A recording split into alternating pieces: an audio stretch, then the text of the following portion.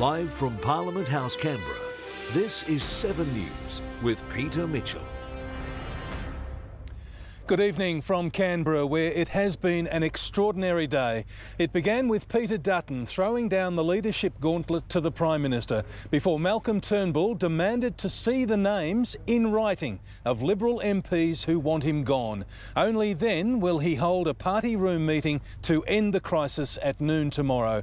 Conservative candidate Dutton has called for a second leadership spill where Scott Morrison and Julie Bishop will throw their hats into the ring to become the new Prime Minister.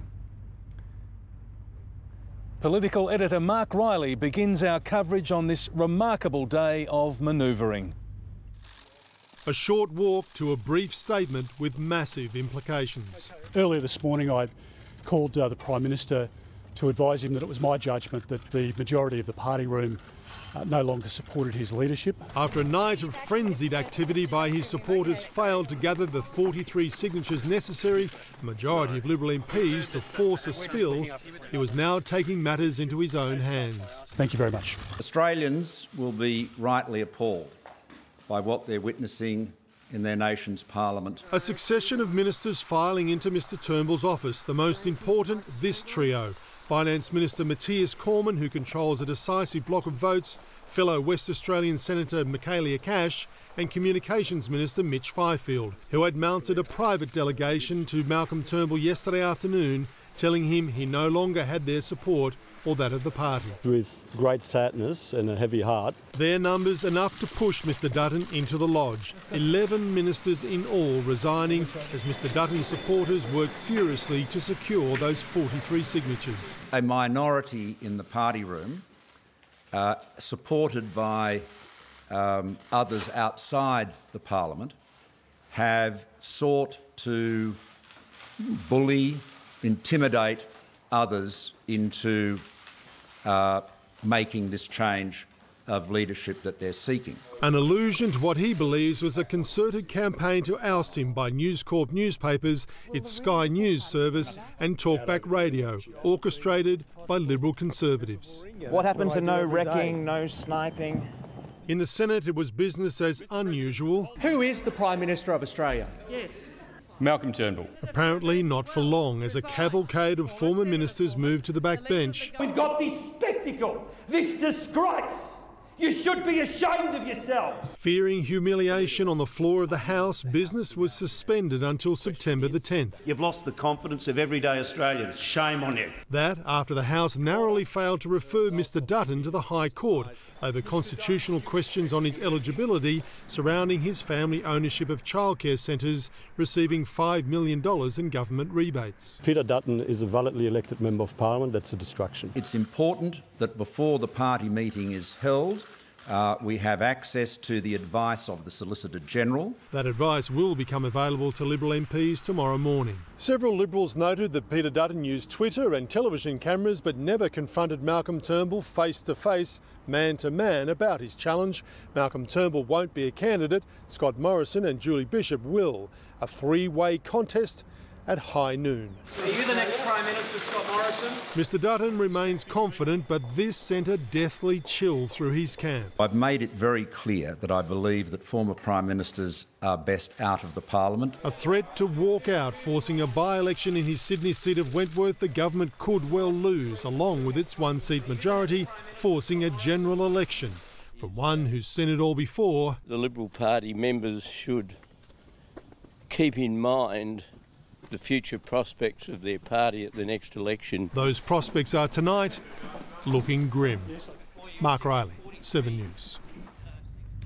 One thing that is clear tonight is that who Australia's Prime Minister will be this time tomorrow is very unclear. What we do know is that it will be a three-way race between Peter Dutton, Scott Morrison and Julie Bishop.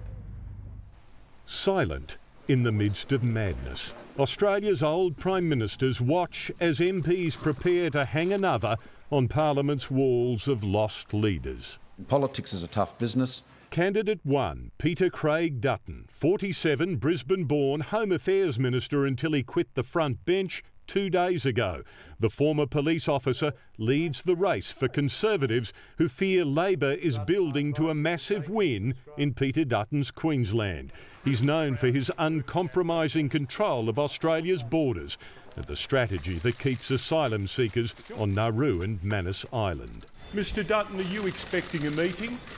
Scott John Morrison turned 50 in May as he sold the detail of his third federal budget. He too is a Conservative, though seen as more palatable to Liberal moderates. He's expected to run as the compromise candidate. There will be no question time today because they don't know who their Prime Minister is. Julie Isabel Bishop, 62 last month, Adelaide-born, long since from Perth, and Liberal deputy since 2007. On a run this morning, fiercely competitive and widely liked among backbenchers. If she runs, she might win many of them, but Conservatives would likely see her as too moderate. Australia does not have a functioning government. We have a rabble. There is one other wild card for the job of Prime Minister. I will not stand as a candidate in the ballot. But nor, he says, will he bring on tomorrow's leadership ballot until he sees written proof at least 43 Liberals, a majority, want a new vote. Late today, the PM's office told 7 News he still had not received the Dutton petition with the 43 names on it. Mr Turnbull's last thread of hope is that he never does. More likely, by early tomorrow afternoon, Malcolm Turnbull will be gone from here and qualified to hang here. Tim Lester, 7 News. Our political editor Mark Riley joins us now. And Mark, can Malcolm Turnbull save his Prime Ministership, or is he a goner?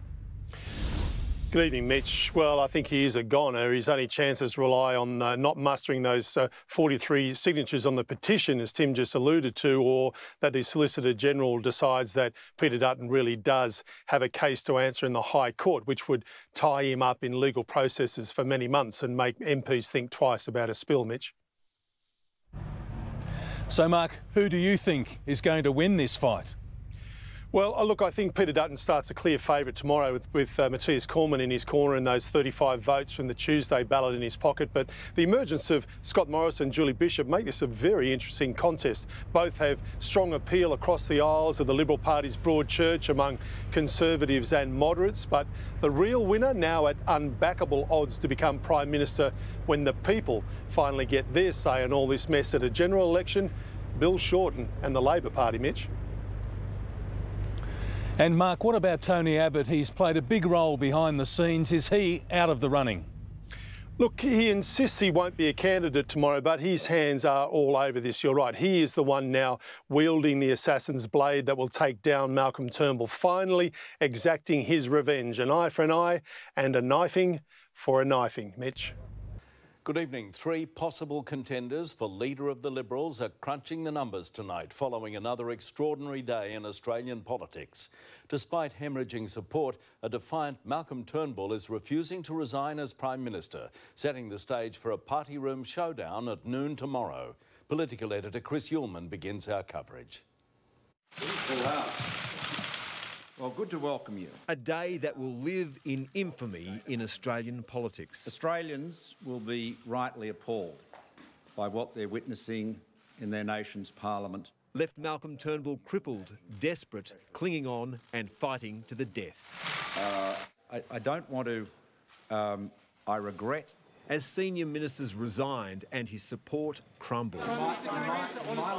Malcolm Turnbull, for now, is going nowhere, setting up hurdles. I now await a letter with the signatures of a majority of the party room. Before he calls a special meeting for high noon tomorrow. These are momentous times and it's important that people are accountable.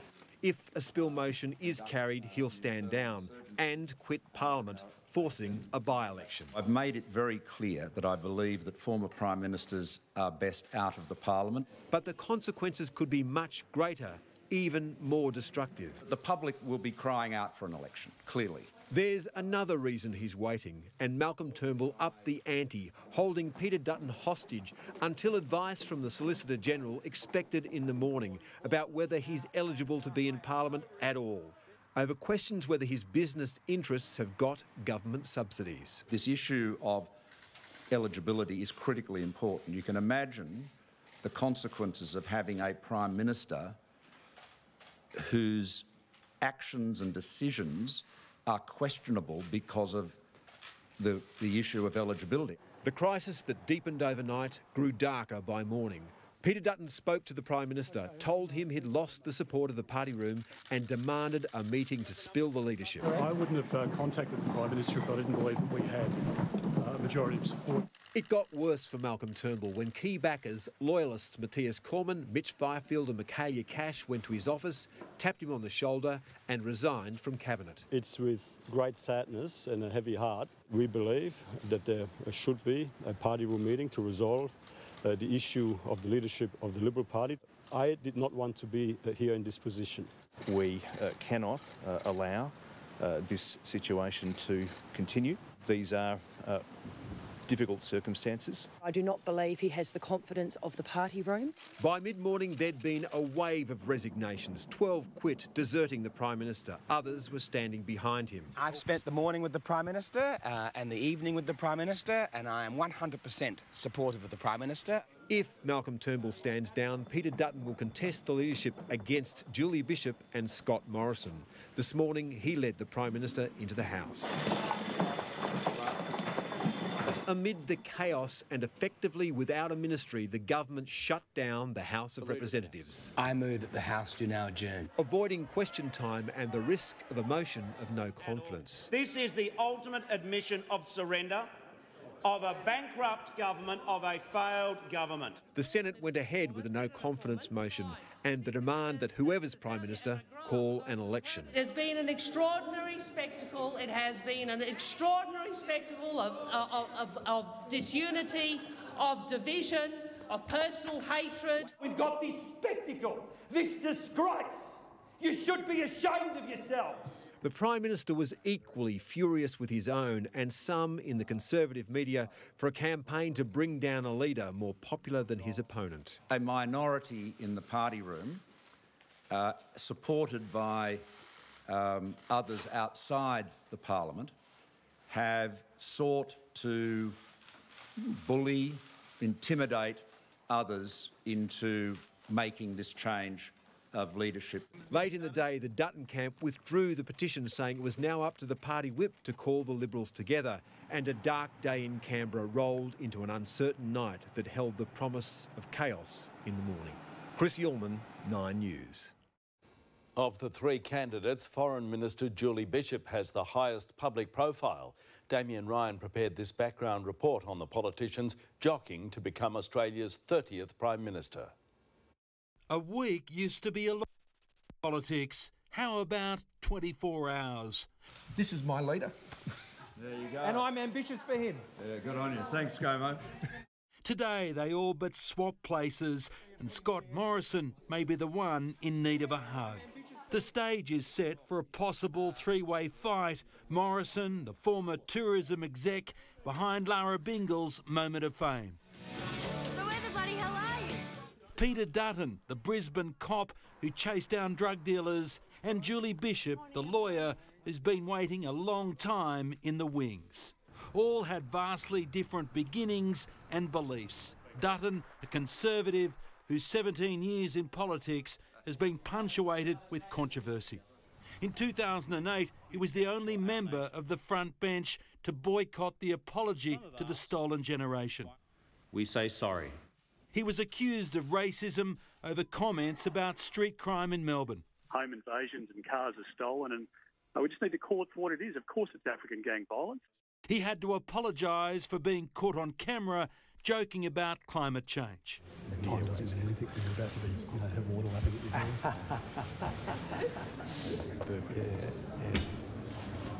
He's been an enforcer of Australia's tough offshore detention policy and regularly clash with advocates for asylum seekers.